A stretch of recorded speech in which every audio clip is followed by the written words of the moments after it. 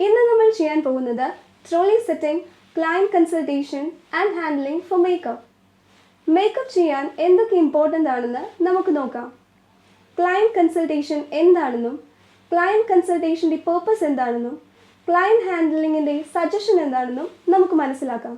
Makeup ട്രോളിയിൽ 20 സാധനങ്ങൾ വളരെ അത്യാവശ്യമാണ്.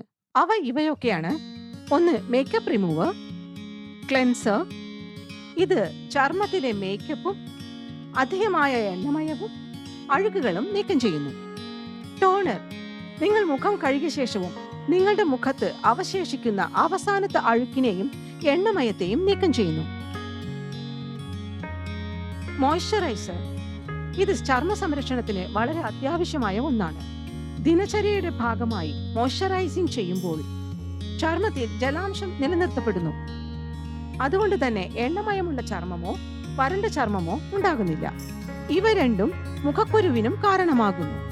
പ്രീബേസ്, ഇത് ഒരു സുതാര്യമായ മോയ്സ്ചറൈസർ ആണ്. വിറ്റമിൻ ബി ഉണ്ട്.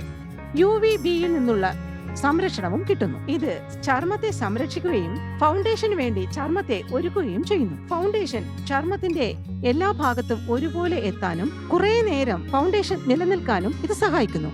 ന്യൂട്രലൈസർ, കൺസീലർ, ഇത് കണ്ണിന് ചുറ്റുമുള്ള കരിവലയത്തെയും ചർമ്മത്തിലെ പാടുകളെയും ചുളിവുകളെയും മറ്റ് കറകളെയും മറയ്ക്കുന്നു. ചർമ്മത്തിന്റെ അപൂർണതയെ മാറ്റിയെടുക്കുന്നു. ഫൗണ്ടേഷൻ പൗഡറായിട്ടും ലിക്വിഡായിട്ടും ക്രീമായിട്ടും മാർക്കറ്റിൽ ലഭ്യമാണ്. ഫൗണ്ടേഷൻ മുഖത്തെയും കഴുത്തിലെയും ചർമ്മത്തിന്റെ നിറവ്യത്യാസത്തെ ഇല്ലാതാക്കുന്നു. ചർമ്മത്തിലെ കേടുപാടുകളെ മാറ്റി സ്വാഭാവികത നിലനിർത്താൻ സഹായിക്കുന്നു. കൂടാതെ നിറപ്പൊലിവ് കൂട്ടാനും സഹായിക്കുന്നു. ചില ഫൗണ്ടേഷനുകൾ മോയ്സ്ചറൈസറായും സൺസ്ക്രീനായും ആസ്ട്രിഞ്ചന്റായും പ്രവർത്തിക്കുന്നു. ചില കോംപ്ലക്സ് മേക്കപ്പിന് വേണ്ടിയിട്ടുള്ള അടിസ്ഥാനമായും പ്രവർത്തിക്കുന്നു. ട്രാൻസ്ലൂസന്റ് പൗഡർ, മേക്കപ്പ് സെറ്റ് ചെയ്യാനും ഫിനിഷിങ്ങിനും വേണ്ടി മാത്രമാണ് ട്രാൻസ്ലൂസന്റ് പൗഡർ ഉപയോഗിക്കുന്നത്. ഇത് സ്കിൻ ടോണിനെ കവർ ചെയ്യുന്നില്ലെങ്കിലും ഈ പൗഡർ ചർമ്മഘടനയെ നിരപ്പാക്കാൻ സഹായിക്കുന്നു. സാധാരണയായി ചർമ്മഘടനയെ ബാധിക്കുന്ന പാടുകൾ, കുഴികൾ, വീക്കങ്ങൾ, പരുഷതകൾ എന്നിവയെ മറയ്ക്കുന്നു. ഷിമ്മർ പൗഡർ, ഈ പൗഡർ മുഖത്തെ ഹൈലൈറ്റ് ചെയ്ത് കാണിക്കുന്നു. പ്രകാശം കൊള്ളുന്ന ഭാഗങ്ങൾക്ക് ഊന്നൽ കൊടുക്കുന്നു. ബ്ലഷർ, കവിളുകൾക്ക് കൂടുതൽ പൊലിവ് കിട്ടാൻ ഉപയോഗിക്കുന്നതാണ് ബ്ലഷേഴ്സ്.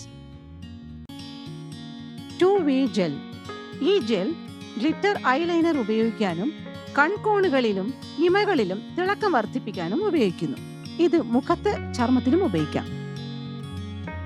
ഐ ഷാഡോ, ചുരുക്കി പറഞ്ഞാൽ കണ്ണുകളുടെ സൗന്ദര്യം കൂട്ടാനുള്ള കോസ്മെറ്റിക്സ് ആണ് ഐ ഷാഡോസ്. കാണുന്നവരുടെ ശ്രദ്ധ തന്റെ കണ്ണുകളിലേക്ക് പതിപ്പിക്കാനും ആകർഷിക്കാനും ഐ ഷാഡോസ് ഉപയോഗിക്കുന്നു. കളർ പിഗ്മെന്റ്സ്, ഹൈലൈറ്റർ, പ്രകാശത്തെ പ്രതിഫലിപ്പിച്ച് ചർമ്മകാന്തിയെ വർദ്ധിപ്പിക്കാനും മുഖത്തെ സ്വയം പ്രകാശിക്കുന്ന ഒന്നായി മാറ്റാനും സഹായിക്കുന്നു. കവിളലുകളെ ഉയർത്തി കാണിക്കാനും സ്പഷ്ടത വരുത്താനും സഹായിക്കുന്നു. ഐലൈനർ, ഇടതൂർന്ന കൺപീലികൾക്കും കണ്ണിന്റെ ആകർഷണതയ്ക്കും കണ്ണിന്റെ ഘടനയെ മാറ്റാനും ഉപയോഗിക്കുന്നു.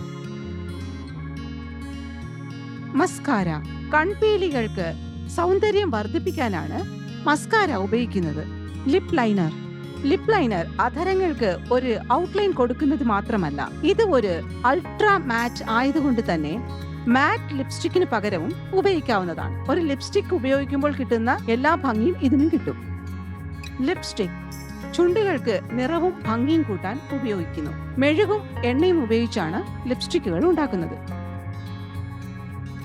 ലിപ് ഗ്ലോസ്, ചുണ്ടുകൾക്ക് സൗന്ദര്യവും തിളക്കവും കൂട്ടാനും നേരിയ നിറം കൊടുക്കാനുമാണ് ലിപ് ഗ്ലോസ് ഉപയോഗിക്കുന്നത്. ഇതോടുകൂടി ട്രോളി സെറ്റിംഗ് കഴിഞ്ഞു. ഇനി നമുക്ക് എന്താണ് ക്ലയന്റ് കൺസൾട്ടേഷൻ എന്നതിനെ കുറിച്ച് പഠിക്കാം. മേക്കപ്പ് ചെയ്യാനായി നിങ്ങളെ അന്വേഷിച്ചു വരുന്ന ഒരു കക്ഷിക്ക് ഏത് ഫംഗ്ഷന് വേണ്ടിയിട്ടുള്ള മേക്കപ്പാണ്, ഏത് തരത്തിലുള്ള മേക്കപ്പാണ് വേണ്ടതെന്ന് മനസ്സിലാക്കി ആ കക്ഷിക്ക് തൃപ്തി വരുന്ന വിധത്തിൽ നിങ്ങൾ ഒരു മേക്കപ്പ് നിർദ്ദേശിക്കുന്നു. ഈ പ്രോസസ്സിനെയാണ് ക്ലയന്റ് കൺസൾട്ടേഷൻ എന്ന് പറയുന്നത്. ഈ ഘട്ടത്തിൽ ഒരു ട്രയൽ ആൻഡ് എറർ വിധത്തിൽ ആ കക്ഷിയുടെ രൂപമാറ്റത്തിൽ പോലും ചില പരീക്ഷണങ്ങൾ നടത്താവുന്നതാണ്. ക്ലയന്റ് കൺസൾട്ടേഷൻ സെഷന് വേണ്ടിയിട്ടുള്ള ചില നിർദ്ദേശങ്ങൾ നോക്കാം. ആദ്യമായി ക്ലയന്റിന്റെ ആവശ്യങ്ങൾ മനസ്സിലാക്കാൻ അവരോട് പല ചോദ്യങ്ങളും ചോദിക്കാവുന്നതാണ്. ഉദാഹരണത്തിന്, ഏത് തരത്തിലുള്ള ഫംഗ്ഷനാണ് അവർ പങ്കെടുക്കാൻ പോകുന്നത്, എങ്ങനെയുള്ള ലുക്കാണ് അവർക്ക് വേണ്ടത്, ആ പരിപാടിക്ക് വേണ്ടി അവർ ധരിക്കാൻ പോകുന്ന ഡ്രസ്സിനെ കുറിച്ച്, എങ്ങനെയുള്ള ഫോട്ടോഷൂട്ടാണ് നടക്കാൻ പോകുന്നത്, ഇതൊക്കെ ചോദിക്കാം. മാഗസിനിലോ മറ്റോ വന്ന് കക്ഷിയെ സ്വാധീനിച്ച ഫോട്ടോസ് എടുത്തുകൊണ്ടുവരാൻ പറയാം.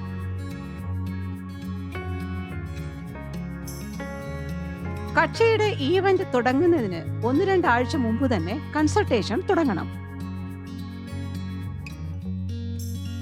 കക്ഷിയോട് വ്യക്തമായും സ്പഷ്ടമായും കാര്യങ്ങൾ അവതരിപ്പിക്കുകയും നിർദ്ദേശങ്ങൾ വയ്ക്കുകയും ചെയ്യണം. കക്ഷിക്കും നിങ്ങളുടെ നിർദ്ദേശങ്ങളുടെ മേൽ അഭിപ്രായങ്ങൾ പറയാനും പകരം നിർദ്ദേശങ്ങൾ വയ്ക്കാനും നിങ്ങൾ സ്പേസ് കൊടുക്കണം. കക്ഷിക്ക് പ്രത്യേകമായി ഒരു നിർദ്ദേശവും തരാനില്ലെങ്കിൽ നിങ്ങൾക്ക് തന്നെ 2-3 ലുക്കുകൾ പരീക്ഷണാർത്ഥം പ്രയോഗിച്ച് അവരുടെ റിയാക്ഷൻ നോക്കാം. ഇവിടെ കക്ഷിക്ക് ഇഷ്ടപ്പെടുന്ന തരത്തിലുള്ള മേക്കപ്പ് ലുക്ക് നിങ്ങളാണ് നിർദ്ദേശിക്കേണ്ടത്. ഇങ്ങനെയുള്ള സെഷൻ നിങ്ങളുടെ നിയന്ത്രണത്തിലായിരിക്കണം. നിങ്ങളുടെ നിർദ്ദേശങ്ങളും മേക്കപ്പും കക്ഷിക്ക് സന്തോഷവും തൃപ്തിയും തരുന്നുണ്ടെന്ന് നിങ്ങൾ ഉറപ്പുവരുത്തണം. നിങ്ങൾ നടത്തുന്ന പരീക്ഷണങ്ങൾ കക്ഷിക്ക് സെഷന്റെ ഭാഗമായി തന്നെ തോന്നണം. ഈ പരീക്ഷണങ്ങളൊക്കെ തന്നെ കൂടുതൽ സുന്ദരിയാക്കാനുള്ള ശ്രമങ്ങളുടെ ഭാഗമാണെന്നും ബോധ്യപ്പെടണം.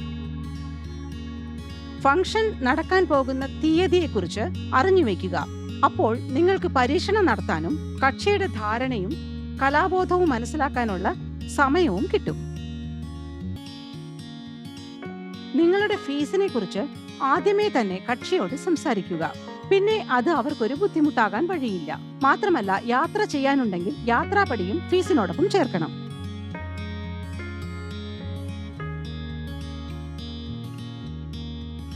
ഈ കൺസൾട്ടേഷന്റെ കാലഘട്ടത്തിൽ നിങ്ങളും നിങ്ങളുടെ ആശയങ്ങളെയും സാങ്കേതികതയെയും നവീകരിച്ചുകൊണ്ടേയിരിക്കണം.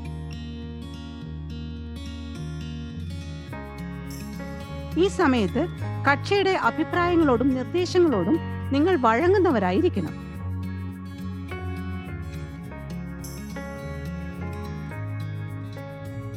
കക്ഷിയുടെ സൗന്ദര്യവർദ്ധനവിനും രൂപപ്പൊലിവിനും നിങ്ങളുടെ ഉള്ളിലെ കലയെയും കഴിവുകളെയും മികച്ചതായി തന്നെ ഉപയോഗിക്കണം.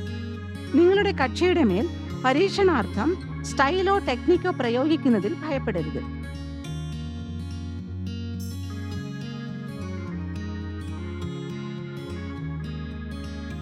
കൺസൾട്ടേഷന് മുമ്പായി എല്ലാം ഒരുക്കി വയ്ക്കുക.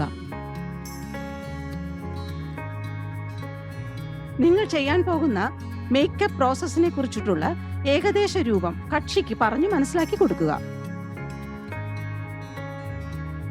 കൺസൾട്ടേഷൻ എപ്പോഴും നിങ്ങളുടെ സ്വന്തം സലോണിലോ കക്ഷിയുടെ വീട്ടിലോ ആകുന്നതാണ് നല്ലത്.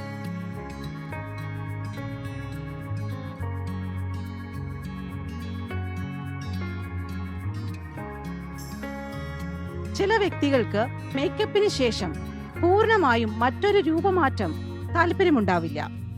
അതുകൊണ്ട് പ്രോസസ് തുടങ്ങുന്നതിന് മുമ്പ് തന്നെ ആലോചിച്ചുറച്ചിരിക്കണം.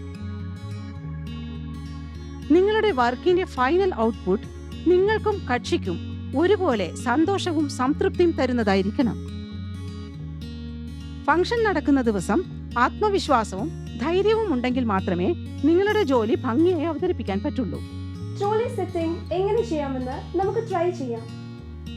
ഇപ്പോൾ നിങ്ങൾക്ക് മനസ്സിലായി കാണുമല്ലോ trolley setting, client consultation and handling for makeup എന്താണെന്ന്.